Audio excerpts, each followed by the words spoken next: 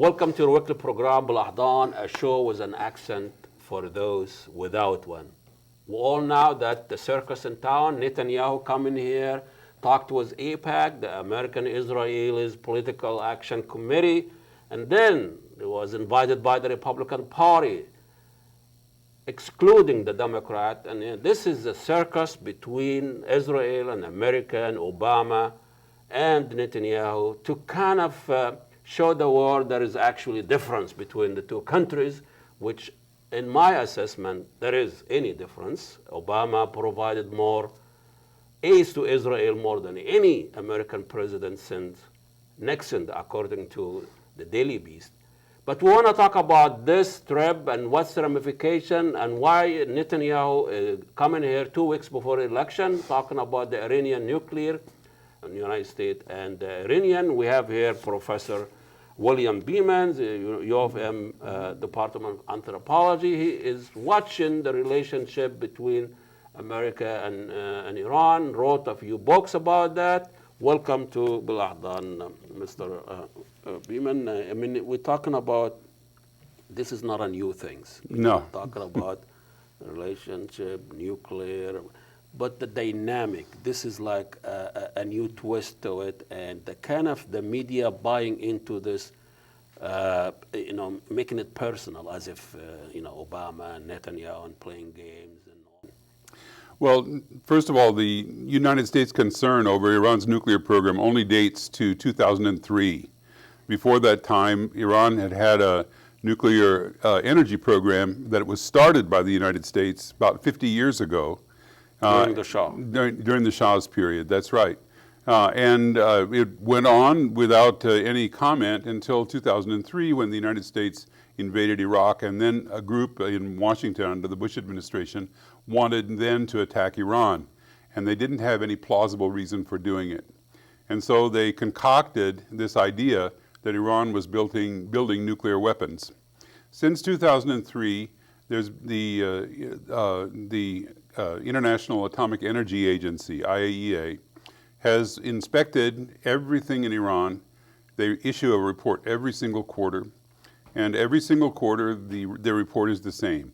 Iran has not diverted any nuclear material for military purposes. There is absolutely no evidence anywhere that Iran has a nuclear weapons program. Is this like the weapon of mass destruction in Iraq? What's the dynamic here?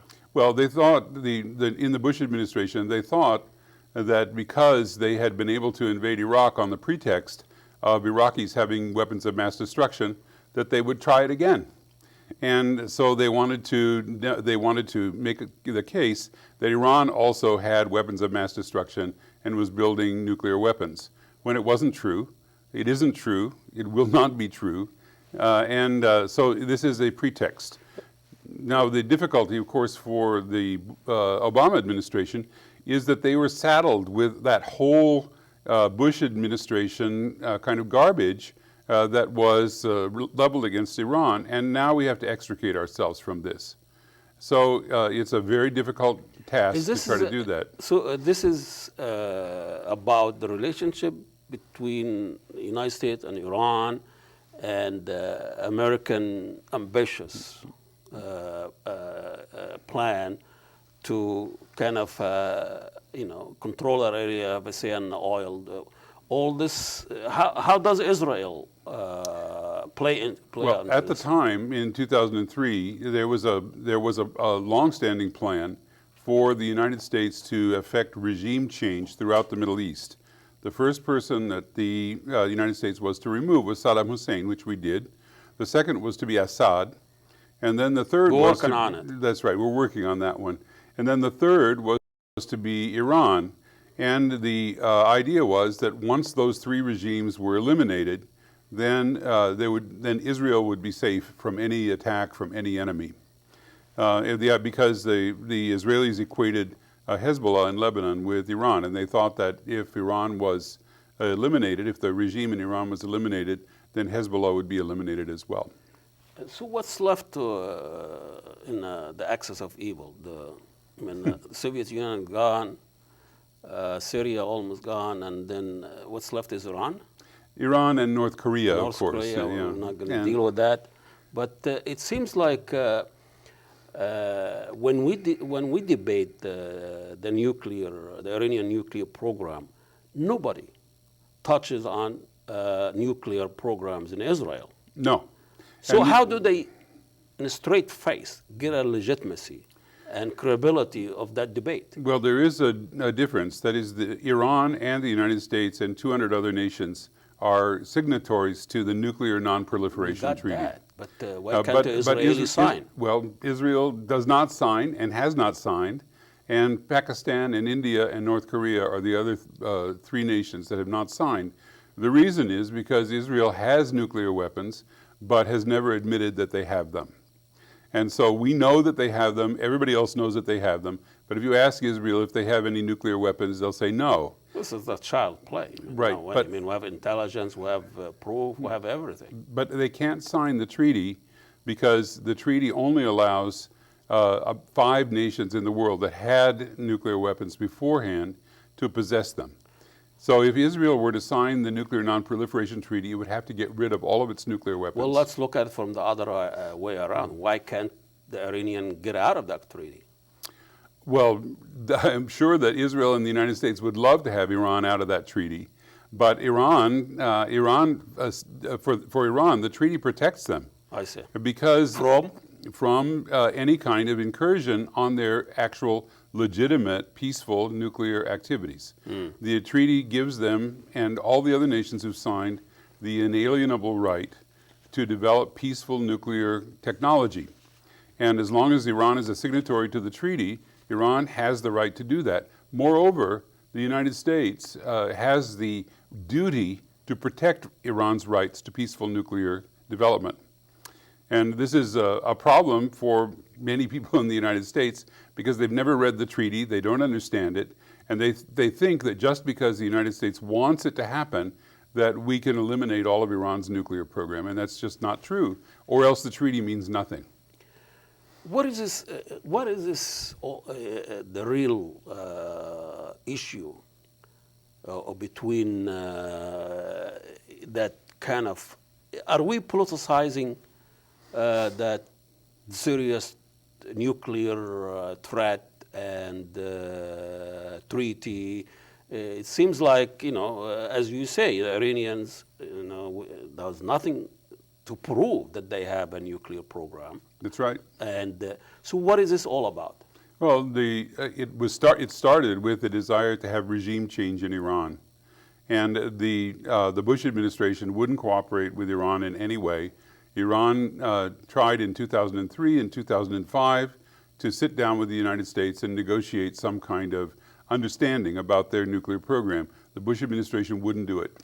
Bush administration is gone, I know, but many of the same people in the Bush administration are still there. And when President Obama came into office, he couldn't immediately turn around and say, well, this is all a lie. The Bush administration was wrong. We were wrong. Iran has no nuclear weapons, so we're going to completely do an about-face. President Obama was under terrible, terrible attack for lots and lots of things. And if he had done this, he would have given his enemies in the Republican Party even more fuel to attack him. They would say Iran is selling Israel out, and then the Iranians are going to build a bomb and attack New York, and they say that all the time. So you really think there is a different position between the Republican and conservative and the Bush and the Democrats about the nuclear Iranian issue? Because, I mean, it's such a complicated relationship we have with Iran. It is. I mean, they work with us in invasion. They work with us in Afghanistan on some levels. We are negotiating with them now with Assad and all this. So it's not black and white. Well, the problem is that during the Bush administration, they said so often and so completely, and also the Israelis and other people who wanted to see there be a regime change in Iran, they said all the time that Iran is building a bomb, Iran is dangerous, Iran is sponsoring terrorism, Iran is a threat to Israel. This is what Americans heard for 8 years. And so now you talk to people and you look at people writing in the letters in the paper and commentary. They all say things like Iran has threatened Israel, Iran has threatened to wipe Israel off the map. All of these are lies. But they were so often recited and repeated in the newspapers and on the media that people have come to believe it. I mean, when the Gaza and the occupation and apartheid regime, they are the one who's doing the damage. When Kerry says that United Nations Human Rights Commission is obsessed with Israel, why can't nobody talk about Israel obsessed with violation of human rights? You have to understand that Secretary of State Kerry is under terrible duress because of the negotiations with Iran.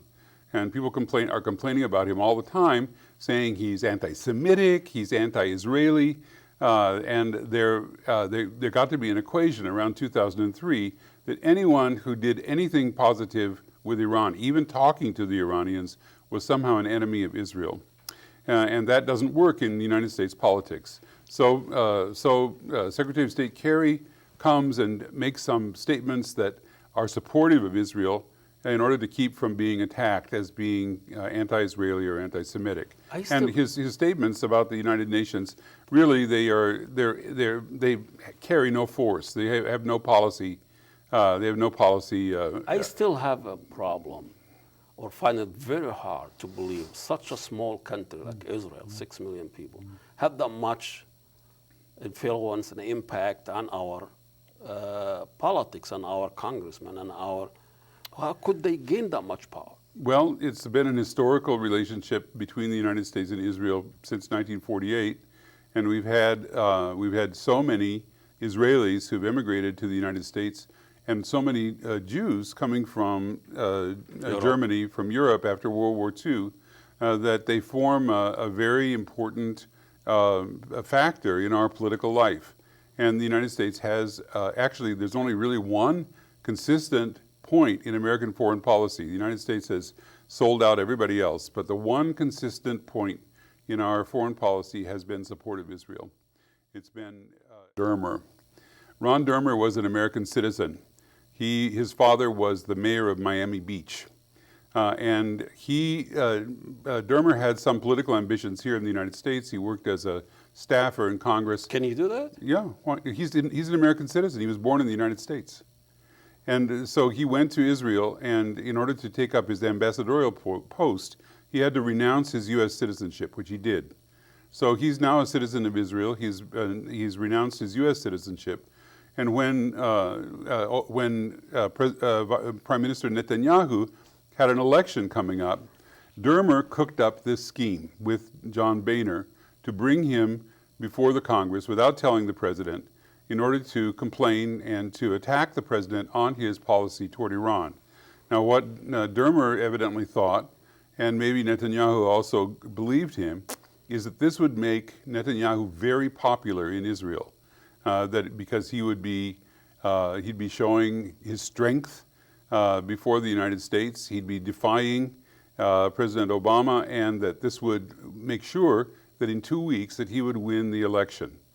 And I have my own ideas about Ron Dermer. I think Ron Dermer is a very politically ambitious person. I think he'd like to be prime minister one day. And so this is one of his, this is something that he did to cook up this particular scheme. I think that Prime Minister Netanyahu was very unwise to do this. But I'm sorry he has, and now he can't back down.